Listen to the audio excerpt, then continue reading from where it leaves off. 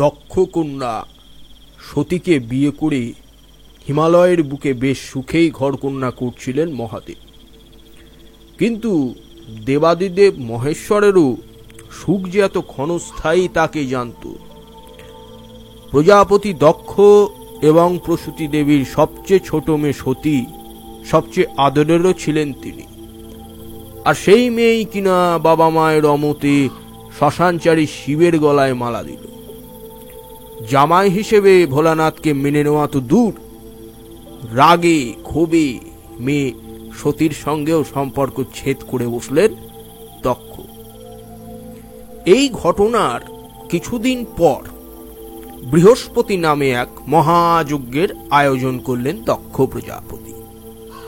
সেই যজ্ঞে নিমন্ত্রণ পেলেও ত্রিলোকের সবাই, কেবল বাদ দেওয়া হলো সতী আর শিবকে। এদিকে লোকমুখে সেই মহাযজ্ঞের অনুষ্ঠানের খবর জানতে পেরে চঞ্চল হয়ে উঠল দেবী সতীর মন। না হয় বাপ মা একটু অভিমানই করেছে, ডাকেনি যজ্ঞে, কিন্তু তাতে কি? মেয়ে যাবে বাপের বাড়ি, তার জন্য আবার আমন্ত্রণ লাগে নাকি? বিনা নিমন্ত্রণেই দক্ষালয়ে যাওয়ার অনুমতি চাইলেন সতী মহাদেবের কাছে। প্রমাদ গুনলেন মহাদেব। তাকে অপমানের জন্যেই যে এই শিবহীন যজ্ঞের আয়োজন তা বুঝতে দেরি হয়নি কিন্তু মহাদেবের। কিন্তু সতী তখন বাপের বাড়ি যাওয়ার জন্যে ছেলে মানুষের মতো করতে শুরু করেছেন। শিবের কোনো যুক্তি কানে তুলতে রাজি নন তিনি। উল্টে অভিমানের বশে ভেবে নিলেন স্বামী বুঝি তাকে খুব সাধারণ মেয়ে ভেবে নিয়েছে, দুর্বল ভেবেছে। তিনি যে স্বয়ং ভগবতী, দেবাদিদেব কি ভুলে গেলেন সে কথা? রাগে কাঁপতে কাঁপতে দেবী সতী 10 মহাবিদ্যার রূপ ধারণ করে 10 দিক দিয়ে ঘিরে ফেললেন শিবকে। সুকুমারী তন্নী সতীর বদলে ভীত সন্ত্রস্ত শিবের পথ রোধ করে দাঁড়ালো 10 ভয়ঙ্করী দেবী। মুন্ডমালা তন্ত্র অনুসারে এই 10 মহাবিদ্যার 7ম মহাবিদ্যা হচ্ছেন ধূমাবতী। তিনি একমাত্র তিনি অপার যৌবনা নন, তিনি বৃদ্ধা কুৎসিত। এই দেবীর কোনো ভৈরব নেই। আজকেই সম্পূর্ণ ভিডিওটির মাধ্যমে আপনাদের জানাতে চলেছি দেবী ধূমাবতী আসলে কে ছিলেন, তিনি কেন কুৎসিত, কেন বৃদ্ধা, তার আরাধনা কারা করে, সবটা জানাবো আজকের এই সম্পূর্ণ ভিডিওটির মাধ্যমে। তাই বিনা স্কিপ করে সম্পূর্ণ ভিডিওটি দেখুন এবং দ্বিতীয় পৃথিবী চ্যানেলটিতে যদি নতুন হয়ে থাকেন তাহলে অবশ্যই সাবস্ক্রাইব করে পাশে থাকা বেল আইকনটি অল করুন, তাহলে নিয়মিত ভিডিওর আপডেট আপনার ফোনে পৌঁছতেই থাকবে। তাহলে চলুন দেরি না করে এই ধূমাবতী সম্পর্কে একটু জানা যাক, ধূমাবতীর এই গল্পটা একটু শোনা যাক, শুরু করা যাক।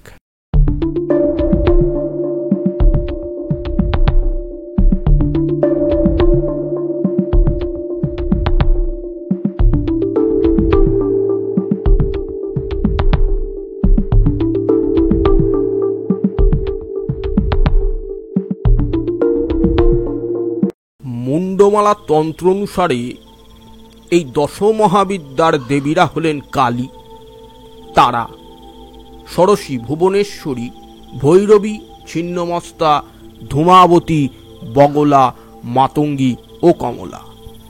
এই 10 দেবীর 7ম দেবী হচ্ছেন ধূমাবতী।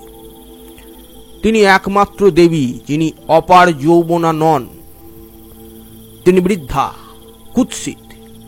এই দেবীর কোনো ভৈরব নেই। দেবীর নিরাভরণা, তার রুক্ষ চুল, পরনে খুব মলিন সাদা পোশাক, স্বামীহীনা বিধবা বেশ তার। রোগা জীর্ণ শরীর, কোটরে বসে গিয়েছে চোখ, তা জ্বলছে ভাঁটার মতো। তীক্ষ্ণ দাঁতের কয়েকটি পড়েও গেছে, হাসলে তাকে ফোকলা বলে মনে হয়। কখনো কখনো দেবীর হাতে দেখা যায় ত্রিশূল, গলায় থাকে নরমুণ্ডমালা। এই শীর্ণ কায়া, দীর্ঘকার, রোগপ্রস্থা ও পাণ্ডুরবর্ণা দেবী হলেন ধূমাবতী। এখন প্রশ্ন হলো, এই ধূমাবতী কেন বিধবা? বা 10 মহাবিদ্যার অন্যান্য দেবীদের মতো তার কোনো ভৈরব নেই কেন? এ ব্যাপারে বেশ একটা মজার গল্প পাওয়া যায়। প্রাণতোষিনী তন্ত্রে এর উল্লেখ রয়েছে। একবার খিদের জ্বালায় অস্থির হয়ে উঠেছিলেন দক্ষায়নী সতী। ঘরে একদানা খাবারও নেই, তাই সোজা স্বামী মহাদেবের কাছে গিয়ে খাবার চেয়ে বসলেন দেবী। কিন্তু শিব তাকে জানান এই মুহূর্তে দেওয়ার মতো তার কাছেও কোনো খাবার নেই। খিদে সইতে না পেরে রাগে দুঃখে তখন স্বামী শিবকেই গিলে ফেললেন দেবী। দেবীর জঠরে আটকে পড়লেন শিব। বেগতিক দেখে কোনোভাবে নিষ্কৃতি পাওয়ার জন্য সকাতর অনুরোধ করতে থাকলেন দেবীকে। অন্যদিকে শিবের প্রবল তেজে দেবীর শরীর থেকে প্রদাহ তৈরি হতে শুরু করেছে। ইতিমধ্যে শরীর থেকে ধোঁয়া বা ধূম বেরোতে শুরু করল। বিরক্ত সতী ফের উগড়ে দিলেন স্বামীকে। এরপর মুক্তি পেয়ে ক্রুদ্ধ শিব অভিশাপ দিলেন দেবীকে।